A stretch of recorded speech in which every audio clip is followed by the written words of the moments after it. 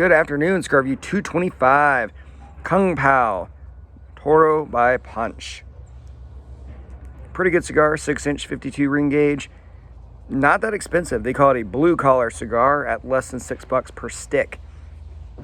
So pros and cons. It draws perfectly evenly, or rather it burns perfectly evenly. It draws very well, and I really didn't take much of the cap off. So yeah, phenomenally burning and drawing cigar. Taste is kind of interesting. So they do call this the Kung Pao, supposedly inspired by Asian, Chinese cuisine. Maybe it's my brain playing tricks on me, but I do get Chinese 5-spice in this, right? Mostly like peppercorn, cloves, fennel, which are some of the ingredients in Chinese 5-spice. It's something that I used to use a lot. I used to make this black silky chicken recipe that was pretty heavy on Chinese 5-spice.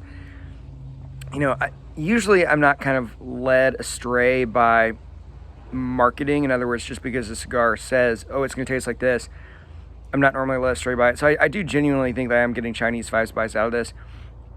It is something that I think they were specifically going for, and if that's the case, they nailed it. I don't think my brain is just playing tricks on me. Other things I get, tiny bits of chocolate here and there, but not really much, and it fades pretty quick. And a little bit of almost like cordial black cherry type, like a sweetened black cherry.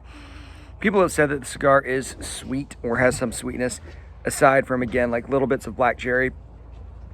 I really don't get much of that. I don't think of this at all really as a sweet cigar. Chinese 5-spice isn't something I particularly like. I think it's okay in some Asian dishes. When I make that particular dish, I use a bunch of other ingredients, tons of garlic, tons of like mushrooms and stuff. On its own, I don't think it's that great, but yet I really like this cigar. I think it, again, it burns well, it draws well, and it does have a pretty good taste.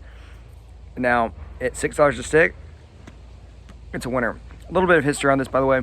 So General Cigar Co. came out with some cigars, the Punch Egg Roll in 2019, the Punch Chop Suey in 2020, and then, of course, the Punch Kung Pao in 21. So this cigar just came out, kind of brand new thing, and I like it a lot, especially for $6.